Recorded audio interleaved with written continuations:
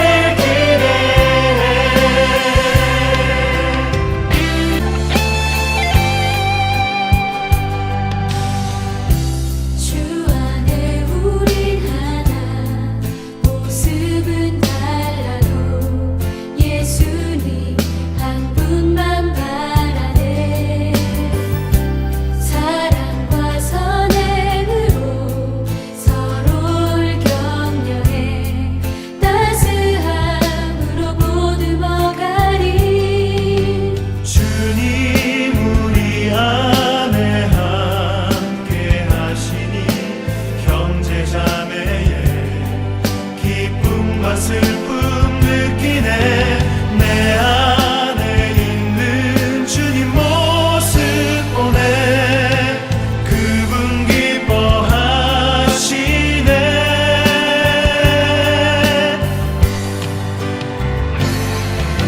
주님을 통해 계획하시니 부족한 입술로 찬양하게 하시니.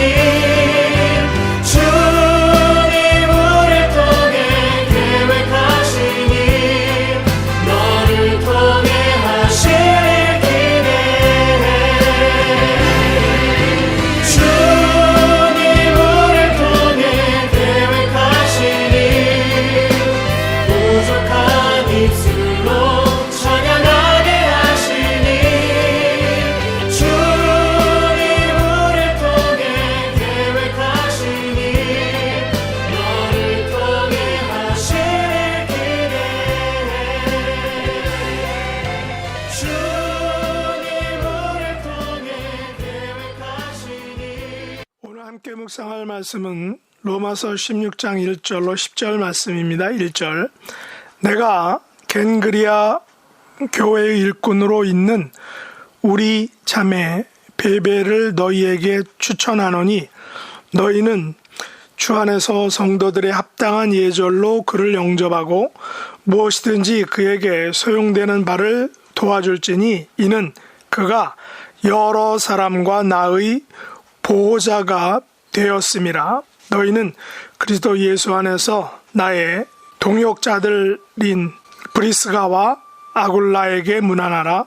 그들은 내 목숨을 위하여 자기들의 목숨까지도 내놓았나니 나뿐 아니라 이방인의 모든 교회도 그들에게 감사하느니라. 또 저의 집에 있는 교회에도 문안하라. 내가 사랑하는 에베네도에게 문안하라. 그는 아시아에서 그리스도께 처음 익은 열매니라. 너희를 위하여 많이 수고한 마리아에게 문안하라. 내 친척이요 나와 함께 갇혔던 안드로니고와 유니아에게 문안하라. 그들은 사도들에게 존중이 여겨지고 또한 나보다 먼저 그리스도 안에 있는 자라. 또 주 안에서 내 사랑하는 암블리아에게 문안하라. 그리스도 안에서 우리의 동역자인 우르바노와 나의 사랑하는 스타구에게 문안하라. 그리스도 안에서 인정함을 받은 아벨레에게 문안하라. 아리스토블로의 권속에게 문안하라. 아멘. 오늘 말씀의 제목은 선교는 동역사역이다 라는 것입니다. 오늘 본문은 사도 바울 선교 사역을 도와주었던 동역자들을 소개하며 문안하는 모습을 담고 있습니다. 기독교 공동체가 가지는 가장 특징적인 모습은 바로 형제 자매들 간의 아름다운 교제일 것입니다. 로마 시대에는 주인과 노예의 신분 관계, 상하 관계가 분명했습니다. 이 같은 상하 관계가 정확하게 구분되고 철저하게 지켜지는 사회였던 것입니다. 그러나 유독 기독교 공동체는 이런 신분상의 차이에도 불구하고 서로 형제 자매라 불려졌습니다. 물론 신분상의 차이를 무시할 수는 없었을 것입니다. 그러나 높은 신분의 성도가 평민이나 노예 신분의 성도를 부를 때 형제와 자매로 호칭했던 것입니다. 비근한 예로 저도 군목으로 사역하는 동안 병사들에게 계급을 부르기보다는 누구 형제라고 이렇게 형제라는 말을 이름 앞에 붙여서 불렀습니다. 예배 시간이나 인격 지도 시간만큼은 계급으로 불려지기보다는 하나의 형제로 불려지는 것이 어쩌면 그들에게 친근감을 주고 그들이 가지고 있는 긴장감 내지 빡빡함의 그 마음 상태를 평안하게 해줄 것으로 생각했기 때문입니다. 사실 한국교회의 부흥의 흐름도 이 같은 신분 차별이 없는 것이 큰 역할을 했다라고 봅니다. 조선시대의 신분 차별, 심지어 적자와 서자의 차별이 심했던 그 시기에 소위 야소교 교회당에 가면 모두를 형제와 자매로 호칭하는 것은 그 당시의 분위기상 파격적인 모습이었던 것입니다. 그래서 많은 낮은 신분의 사람들이 사람 대접을 해주는 야소교에 가입하고 또한 그 신앙을 가졌던 것입니다. 아마도 이 같은 분위기가 사도 바울이 사역했던 로마 교회에도 존재했던 것을 우리가 보게 됩니다. 1절에 보면 바울도 겐그레아 교회의 일꾼인 베베를 추천할 때 우리 자매 베베라고 이렇게 호칭을 하고 있습니다. 매우 친근한 호칭입니다.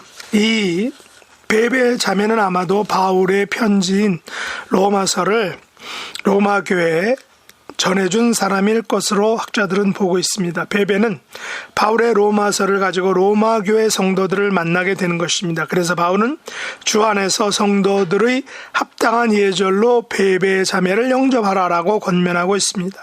그리고 무엇이든지 그에게 소용되는 바를 도와주라라고 말합니다. 베베는 바울과 여러 사람에게 있어서 보호자였다라고 바울이 기록하고 있습니다. 여기서 보호자는 영어로 NASB, New American Standard 버전에서는 헬퍼로 이렇게 표현했지만 킹제임스 버전에서는 사커러라고 표현을 하였습니다. 모두 큰 도움을 주는 사람을 의미하는 것입니다. 목회를 하면서 느끼는 것이지만 주변에 큰 도움을 주는 사람이 있다는 것, 없는 것과는 너무나도 큰 차이가 나는 것을 봅니다.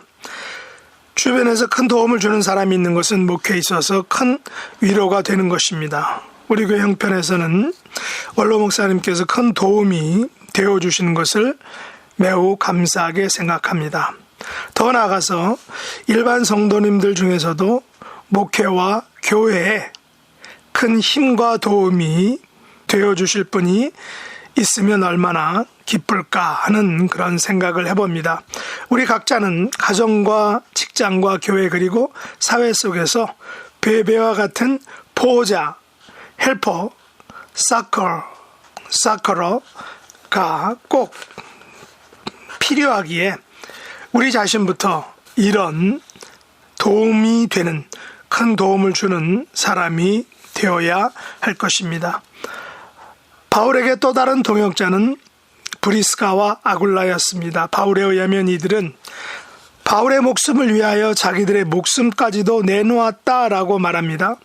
과연 이런 엄청난 희생과 헌신을 하는 분이 있다는 것은 바울에게 있어서 큰 복인 줄 압니다. 소위 정치에서도 동질한 말은 뜻을 함께하는 사람을 의미합니다. 단순한 친구 이상의 의미인 것입니다.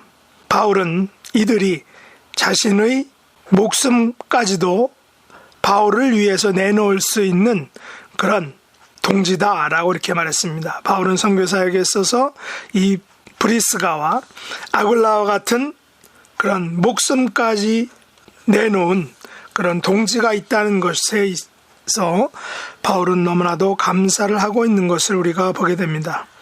아굴라는 소아시아 본도 대상의 유대인으로 장막 제조업자였습니다. 아굴라라는 이름은 독수리라는 뜻이고 그 안에 브리스가는 원래 늙다라는 그런 의미를 가진 이름인데 여기서 파생하여 작은 노부인이란 뜻을 가지고 있고 로마 귀족들 사이에서 흔히 볼 수 있는 이름이었다는 것입니다. 실제로 로마의 저명한 가문 가운데 브리스가 가문이 있었다는 것입니다. 다시 말해 브리스가는 그 이름만으로 볼 때 로마인일 가능성이 높다는 것입니다. 브리스길라는 평소 친근하게 불려지는 이름인데 바울은 브리스가라는 정식 명칭으로 부르기를 좋아했는데 반해 사도행전을 기록한 누가는 보다 친근한 이름인 브리스길라로 부르기를 좋아했기 때문에 누가의 편지 가운데는 브리스길라란 표현이 사용된 것입니다. 로마 귀족 가문 출신인 브리스가는 우연한 기회에 복음을 접하게 되었고 로마 교회에 출석하면서 아굴라를 알게 되어서 그의 독실한 신앙과 인품에 마음이 끌려 귀족의 집에서 우상을 섬기느니 차라리 가문은 보잘것없지만 믿음이 두터운 아굴라와 함께 하기로 하면서 하나님을 섬기기 위해 그와 결혼한 것으로 학자들은 보고 있습니다. 이것은 그녀로서는 분명히 십자가의 길이었을 것입니다. 부모의 반대와 핍박, 장래에 대한 불확실성, 참으로 어려운 결단의 순간순간을 경험했을 것입니다. 결국 그녀는 로마에서 시민권을 상실하고 일개 유대인의 가족으로서 황제 그라우디오의 추방령이 내려졌을 때 남편을 따라 외국으로 추방당할 수밖에 없었다는 것입니다. 이때부터 굳은 일이라고는 한 번도 해본 적이 없던 이 부드러운 손으로 브리스가는 집안의 온갖 굳은 일은 물론 남편을 도와 가죽을 수선하며 천막을 만드는 것도 열심히 했던 것입니다. 또한 이들 집은 교회당으로 사용된 것을 봅니다. 소위 가정교회로 그 집에서 모였던 것입니다. 이 같은 든든한 동역자들을 준 바울은 선교 사역에 큰 힘과 용기를 얻었을 것입니다. 저의 목회 그리고 우리 교회에서도 이 같은 브리스가와 아굴라 같은 동역자들이 많게 해달라고 기도하고 있습니다. 이런 동역자가 되게 해달라고 우리는 함께 기도해야 할 것입니다. 바울에게는 아시아에서 그리스도께 처음 맺은 열매인 에베네도가 있다라고 말하고 있습니다. 또한 로마 교회를 위하여 많이 수고한 마리아도 있다라고 말하고 있습니다. 에베네도가 아시아에서 맺은 첫 열매라는 것은 바울에게 있어서 큰 의미를 가질 것입니다. 교회 사역과 또 교회는 첫 열매 혹은 창립 멤버의 소중함을 너무나도 잘 알고 있습니다. 사도 바울은 아시아에서 맺은 첫 열매인 에베네도로 인하여 사역에 큰 용기와 힘을 얻었을 것입니다. 첫 열매를 맺게 되면 이어서 두 번째와 세 번째가 계속되기 때문입니다. 우리들은 첫 열매의 기쁨을 우리의 삶 속에서 맛보아야 할 것입니다. 본문에 언급된 이 마리아는 이곳에만 기록된 이름입니다. 신약 성경에는 예수님의 어머니를 비롯하여 6명의 마리아가 등장합니다. 본문에서도 이 마리아는 로마 교회 성도들을 위하여 많이 수고했다라고 바울이 말합니다. 교회 공동체는 정말 누구보다도 많이 수고하시는 분들이 있습니다. 이분들은 이름을 내려고도 아니고 어떤 이익을 위해서도 아니고 단지 많은 수고를 아끼지 않고 이름 없이 빚도 없이 봉사하는 분들입니다. 이런 분들이 있으므로 교회 공동체가 돌아가는 것이고 성장하는 것이고 발전하는 것입니다. 이분들의 많은 수고는 결국 이 땅에서보다 하나님 나라에서 하나님 앞에서 큰 상급을 받게 될 줄 믿습니다. 그 외에 바울의 친척이와 함께 갇혔던 안드로니고와 유니아가 동역해 주었다라고 바울이 말합니다.